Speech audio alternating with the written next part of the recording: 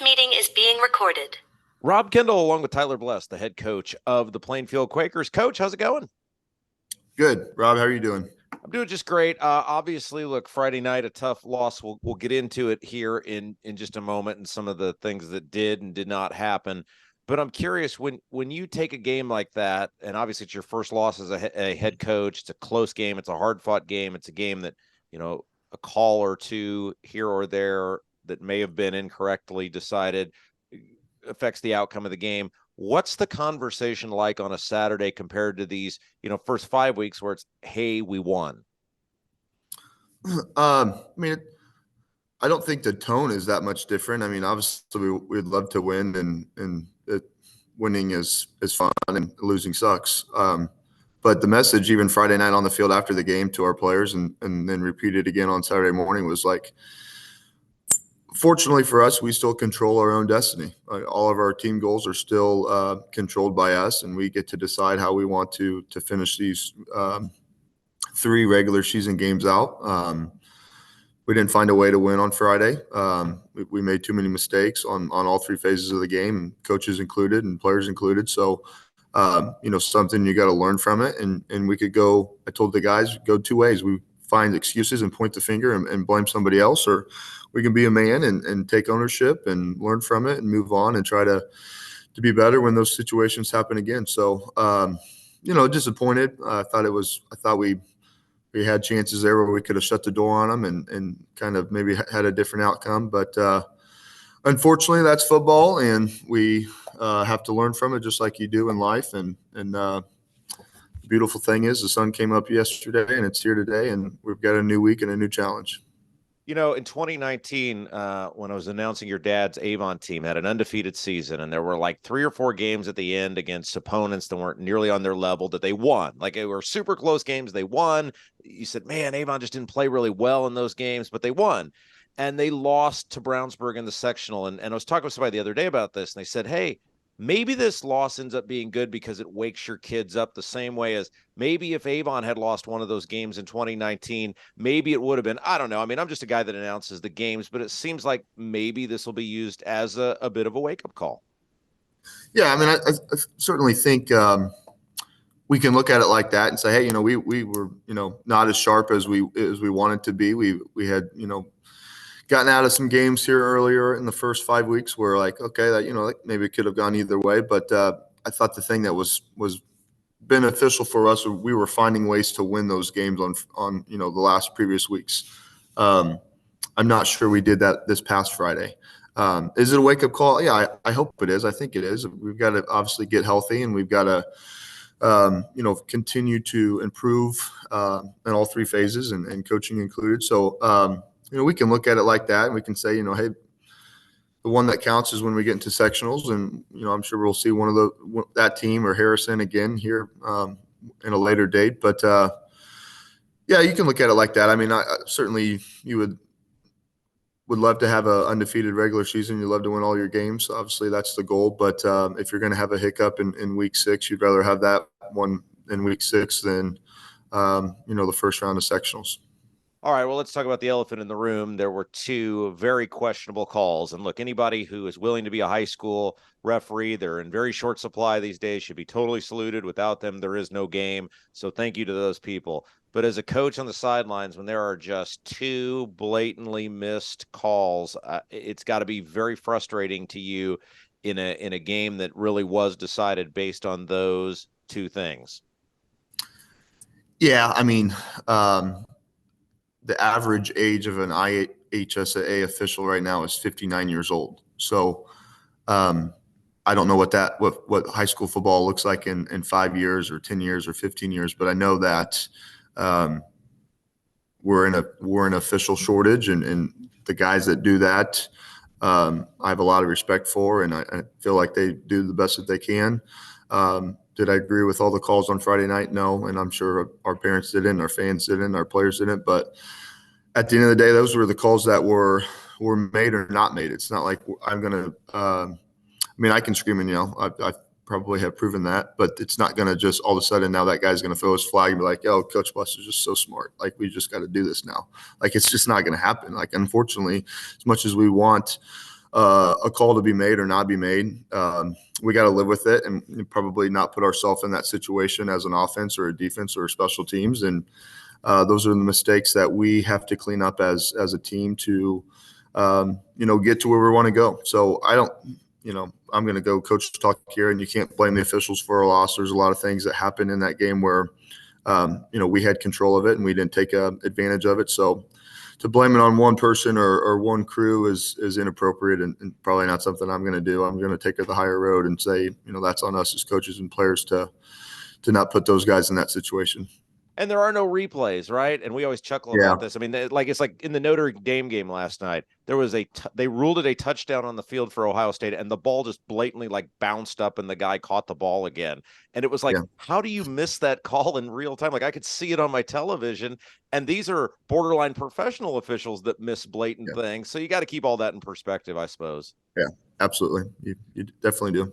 All right, let's talk a little bit about from a perspective of closing ball games. And you guys have closed really well so far this year. We've talked about kind of the struggles at the beginning of the game, but you have closed phenomenally. Seemed like it was a little bit in reverse this week where, hey, you've got that, I think it was a 23-9 lead. You're up 14, quasi late in the ball game, not super late, but where you guys have said, hey, we've closed so well, we should probably be able to take this thing home. Any red flags that come from that, or do you just chalk that up to, hey, these kind of controversial calls really put them in a position to take advantage of that? Yeah, I think I'll go on the positive first. We've been stressing to our players to play complementary football and what's the definition of that and how can you give examples of that? Like for us, the greatest definition on Friday was. So right before halftime, Decatur Central got a field goal to make it 9-6. I think we had like 2 minutes and maybe 8 seconds left with like 2 timeouts. And we went down in a 2-minute drill, and Isaiah Miller had a huge catch on, I think, like 3rd and 12 to kind of get us inside that, 30 to 25 red zone area. And then we tried to take a shot with a back out on a wheel route, and they covered it fairly well. And Hunter made a good decision and threw the ball away. Came back and hit Jameer Bowie on a crossing route that got us down, I think, to like the 1. We tried to run it in on one of our unbalanced formations, and I thought it was close. I couldn't really tell from my viewpoint, and I had to run down there and call timeout, and people were yelling at me from their sideline saying that I'm on the field. I'm trying to get a timeout. So, and then we're able to get a score and. Got a 2-point conversion, took a 15-9 lead at halftime, and then our defense came out the third quarter. It created a turnover. I think 3 plays later we scored. So all right, everything's great. Like energy was awesome on our sideline and our stands. Like everything was heading in our direction. It was 23-9, and then we just made some really selfish decisions. Coaches, I faked the punt again, and it didn't go as well as it did last week, and I look like an idiot. So those are things that you have to live with. But we just put ourselves in a situation there where we had some really selfish penalties. We didn't get off the field on 3rd down. We didn't get first downs on offense, and we allowed them to creep back into the game and ended up in a dogfight that didn't go our way. So certain things to learn from, but I would have, not okay with having a 14-point lead in the middle of the third and finding really a way to lose the game rather than finding a way to finish it off. There's a famous line in Seinfeld from George Costanza. You want to get nuts, let's get nuts. And you did the fake punt again, and I love that you just took ownership for it. You'll do it again, right? Yeah, come on. Maybe not this Friday. Maybe we'll give a week or 2 off and it's equivalent of obviously no one under the. I know my wife always makes fun of me because I always say this on the show, but it was a numbers thing. The look was there. We didn't get it. We didn't execute it well enough. And again, I'll take the blame when it doesn't work, and when it does work, all the kids will get the credit. So look, part of football is part of life. Here's how I look at it, Coach. And I said this after the game. I thought, look, for those who are 18 in the state of Indiana or 21 or whatever the applicable age is, I'm way past it. You can bet on sports. And if you get on a heater, sometimes you bet on a game that you don't know anything about, but hey, you're doing really well, and you got to just keep letting it roll. And it's the same thing. The fake punts were working. No criticism here whatsoever. Yeah, I appreciate that. And I know that means a lot to you. Yes, it does. All right, let's before we talk about this week's game, let's thank our sponsors: CJ's Pizza, Whitlow's Towing, Gannell Financial, Remax Centerstone, Julia Burbridge, Midwest Pizza, BGW Construction, Porter Hair Design, Holly Porter, My IT Indy, I-70 Wrecker Service and Garage, Ellis and Associates, Remax, Chipotle, and Double D Barbecue. All right, Coach, we're back at home this coming Friday. We've got Franklin at home. What do they bring to the table? Yeah, I mean, this is again another really good mid-state opponent. They won on Friday against Mooresville.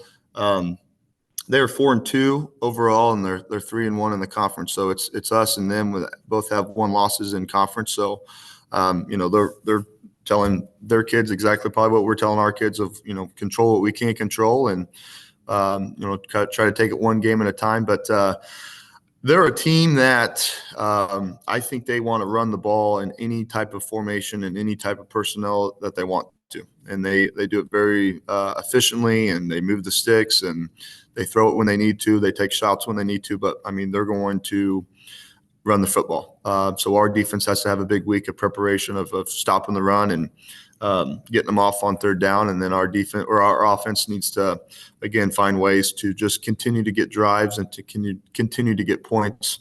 But there's a lot of kids back from last year's team. I believe got beat in the sectional championship game versus Whiteland. So they're a really good football program. Coach Cole does a phenomenal job. He's a guy that's been doing it for a long time. So it's going to be a very tough physical game. If I was a gambler, which I don't believe I am, I would say it's going to be a 3-point or less, margin of victory for either side. So it's one of those mid-state games that's going to go probably down to the wire. Would love for it not to do that, and we're going to try like heck to do everything in our power to do as well as we possibly can. But these games in the mid-state are coming down again. I think on Friday there was 3 games that it was 3 points or less on the margin of victory. So just another reason why the conference has gotten so good, and it's week in, week out, really tough to get wins. It really is important, I think, for you guys to bounce back this week. Obviously, like I said, it's a tough loss, and it's easy to kind of let that snowball. And I know you won't let the kids walk in flat, obviously, or thinking about that. But it really seems like from a momentum standpoint, obviously the game's important too, but from the conference perspective. But it just seems like, hey, we kind of got a bad break on Friday. Let's go out and show them. Let's not even let the refs be a factor in this game. Yeah. I mean, we tell our kids, we got to control what we can't control. I mean, we get to control our attitude and our effort and what we are feeding our minds, and hopefully that's positivity. So, we're going to take ownership. We're not going to blame it on one single person or one single call. I mean, we all could have been better. I could have called better plays, and it's something you learn from, and you try not to make those mistakes again. So we're going to get our kids ready to go 1-0 on Friday, and I think that starts. I think it started yesterday, and the kids were very receptive in meetings and understood where we need to be better at, and everyone took ownership, and we're excited for another home game versus Franklin and a huge game for us. One of the cool things about this show, and it's been this way for years, is people kind of get an insight into the program, like things you maybe never get to see. And so I'm curious, like when I drive home from my day job each day, I think back on the radio show I just didn't think, oh man, I should have talked about this, or oh man, I should have like done this take on it. And I have a 30-minute drive, and that's kind of what I do. And then I just put it out of mind and go about the next show for the next day. I'm curious, as a coach, like, do you have those moments of reflection, or do you have people you reflect to? Like, what is it like after a game like this? Who do you talk to, if anyone, or do you just sit in a what was that place Aaron Rodgers went, the place of darkness, or what do you do after a game? Yeah, I mean, unfortunately, the loss or the probably eventually the losses will I think they'll stick around with you kind of forever. I mean, you tell yourself you got to get over it and you got to get to the next one, and you do. But it's in the back of your head for the rest of your life. I mean, you kind of know well, we didn't get that one. And the wins, you're told to enjoy them as much as you can, and we try to. And I think our coaches do a good job of doing that, and our players do a good job of that. But it's a little bit like a drug where you just get so addicted to it. It's like, man, I want that again. I want that feeling again on a Friday night for our kids, for our coaches, for our parents, for our community. Like that's kind of the thing that motivates you the most to like, okay, we didn't get it on Friday. Like, how do we get back there? Like, how can we do it better, or what do we need to do better? People you reflect on. I lean heavily on my father. Just the experience that he has and the advice he's given me, and kind of how I look up to him. That's the guy that I kind of he's my moral compass of was that stupid? Was that the right decision? What did you think? And I know that I'm going to get a very honest answer. So I lean on him, and then, just speaking to my wife and just kind of venting and again, trying to get over it in a way, but also kind of reflect on, what could I have done better to lead our team to victory? So, you try to get over it. You try to, obviously I'm a father and a husband too, so I'm not going to take it out on a 4-year-old and a 2-year-old. So I've got to turn the hat another side and just move on from it and learn from it and grow to be better. Real quick, we gave Coach Woodard a chance to do this a lot over the years. I'd like for you to do this. Like, your wife must be a saint, because like my wife, I have effectively taught her the signals when the ref is calling the penalties. Like, she can do it. She will sit there in the chair and do the signal with the ref. And that's feel like what a great accomplishment. We can do the football together. Your wife has to live football. She's probably pretty knowledgeable about the game of football. Yeah, I mean, she is. We've been together since I got into coaching way back in 2013. So she makes a lot of sacrifices. She certainly runs our house. She's the one that makes a lot of those decisions about the discipline of our children, and I'm at times one of those children. So no, she does a phenomenal job, and I'm very appreciative of her and love her very much in terms of her allowing me to chase the childhood dream that I've wanted since I was about a 7th grader. So, we've had some stops where we've had to move to Ohio, to Kentucky, to all over Indiana, but it's just one of those things that you signed up for in terms of the profession, and you've got to have a good, loving, supportive wife that sees the big picture, but also tries to put things in perspective. And she tells me all the time, it's just a game, and I try to tell myself that it's just super hard sometimes for a kid that literally has grown up in the game of football. So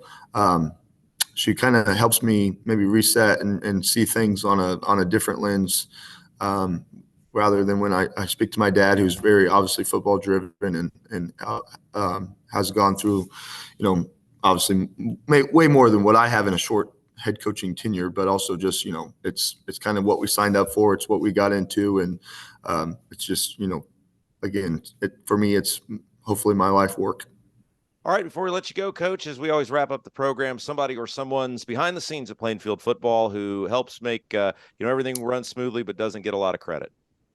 Yeah, I was going back and forth on this all weekend long, and I don't want to say I don't have anybody, but it's a combination of everyone. Like, I think people would be amazed on how many people are involved in a high school football program with 80 kids.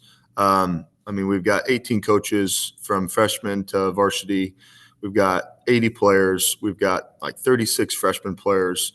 We've got a quarterback club that is ran by 6 to 8 parents, and then also kind of collaborate to get people to volunteer for Thursday night meals. We had Chipotle donate a meal for Thursday night. We have parents come pick up waters and Gatorades Friday before the game to give them to the kids after the game. So it's a combination of everybody truly doing this for the young men in our program. I know we weren't victorious on Friday, and I apologize for that, but I appreciate everybody that does a lot of work for our kids and for our program. I know it gets monotonous and feels like it's Groundhog's Day every single day, but I'm truly appreciative of the people that do everything for us, whether it's a custodian here in the locker room or a parent serving meals for us on Thursday, or coaches taking gear to away games. So don't really have one person to shout out, but just a combination of really good people that care deeply about Plainfield football, that want to see us be successful, and they'll do whatever it needs to be done for the kids to have a great experience in their high school career here at Plainfield. All right, Coach, let's get a big win on Friday, get back in the winning way of things, and we'll look forward to talking to you next week about Plainfield football. All right. Thanks, Rob. Have a great week.